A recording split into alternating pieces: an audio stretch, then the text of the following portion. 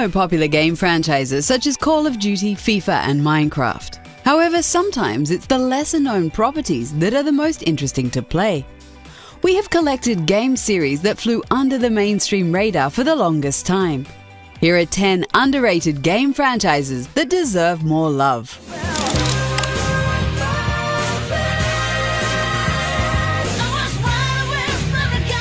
The Persona series has been a huge hit in Japan for many years. Here in the West, gamers are slowly discovering how awesome this series is. These games mix traditional Japanese role-playing with lots of social interaction. The sense of humor and awkward high school vibe you get from these games is really great.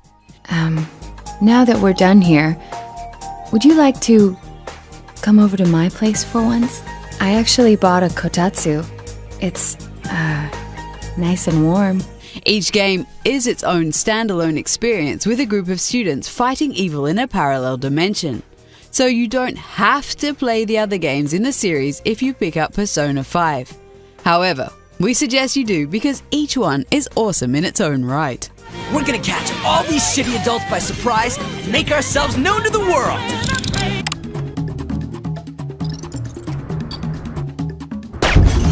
Solid Snake and Sam Fisher are the kings of stealth action games. But nobody ever remembers poor old Gabe Logan.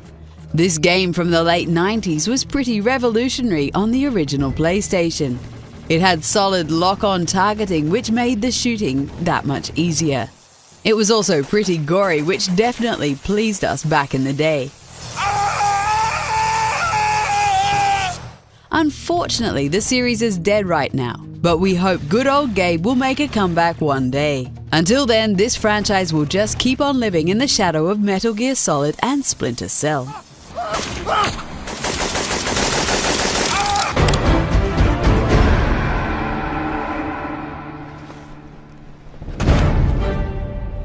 The Witcher series was pretty niche until the epic third game blew everybody away. However, we suggest you go back and play the first 2 games as well. The gameplay is definitely more hardcore and it will require you to master a pretty difficult combat system. The amazing story and character development make it worthwhile though. I tried to talk you out of it, but you insisted you cross the river on the whore's arses. You tried for several hours, but it just wasn't going to be.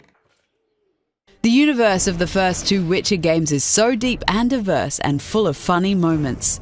So, do yourself a favor and play these awesome role-playing games after you finally finish Witcher 3. Triss. Don't, Geralt. I detest goodbyes. I'm liable to cry, and there's nothing more pathetic than a sorceress in tears. Time to split!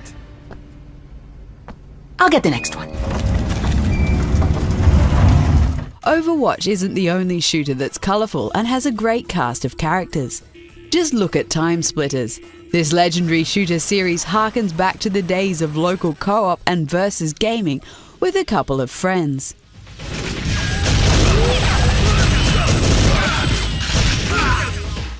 The campaign mode is very interesting too thanks to the time-travelling premise. It allows the developers to make a bunch of completely unique levels set in different time periods. If you played GoldenEye on the Nintendo 64, you will recognize a lot of elements since many former Rare employees worked on it. The games are extremely fast-paced and lots of fun to this day.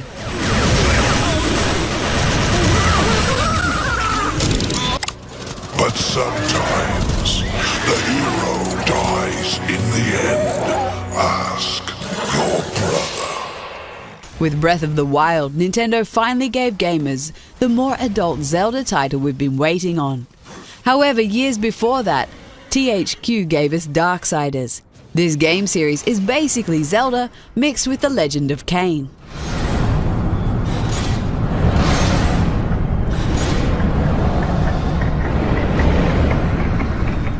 Darksiders 2 introduced more role-playing elements and an impressive loot system that really made it addictive. Both games have a strong sense of direction and elaborate dungeons.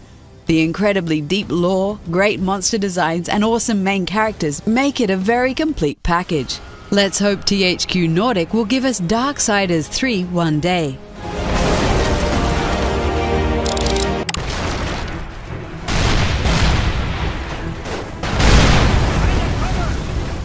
The now closed developer Pandemic created an amazing sandbox game in the form of Mercenaries. Years before Just Cause made it popular, they gave us vehicle hijacking, crazy explosions, and environmental destruction.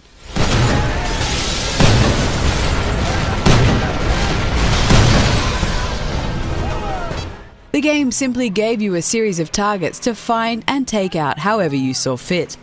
This resulted in great open-world gameplay full of interesting moments and surprises.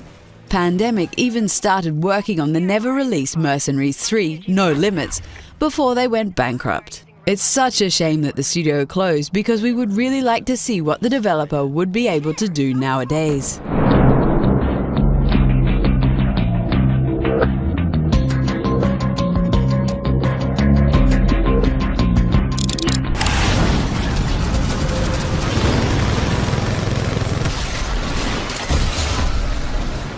What if we told you that Titanfall 2 is a way better game than Call of Duty Infinite Warfare?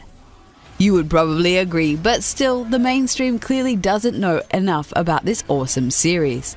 Titanfall 2 launched together with a new Call of Duty and Battlefield, and that resulted in lackluster sales. Protect the pilot. It sucks because the gameplay is so much fun. The online death matches were great in the original Titanfall, and they're even better in the sequel. It also has a short but awesome campaign with some very cool moments. We really hope EA lets them make a third game.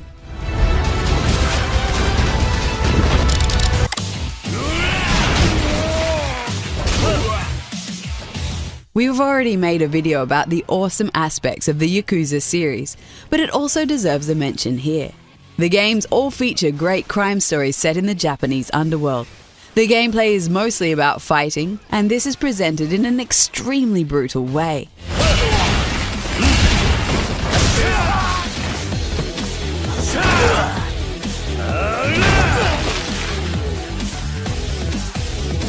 However, there are so many other cool things to do. The virtual Japanese cities are very lively and filled to the brim with mini-games. The games also have a wacky sense of humor, which gives them an irresistible charm. So do yourself a favor and pick up Yakuza 0. You won't regret it.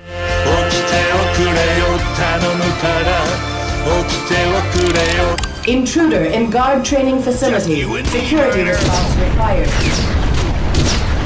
The Red Faction series has always been about destructibility.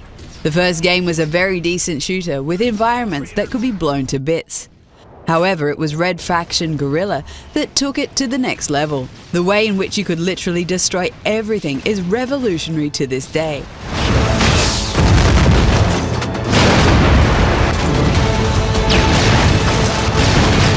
Unfortunately, THQ tarnished the franchise with their terrible Red Faction Armageddon. This Dead Space clone was a complete letdown to fans of the series. Nordic Games bought Red Faction after THQ's bankruptcy, but so far there's no plans for another game in the series. What a waste.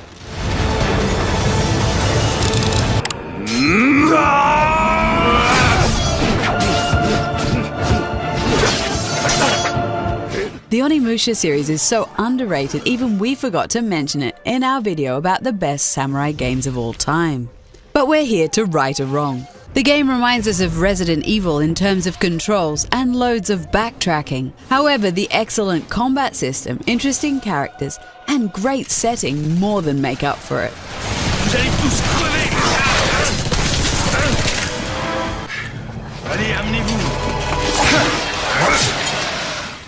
They were also beautiful games at the time.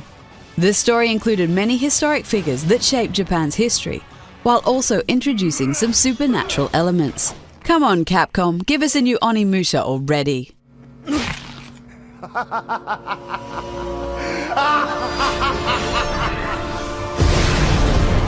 Do you know any other underrated video game franchises? Let us know in the comments below. And don't forget to like this video and subscribe to the channel. Open the portal. You will not pass while I live. So be it.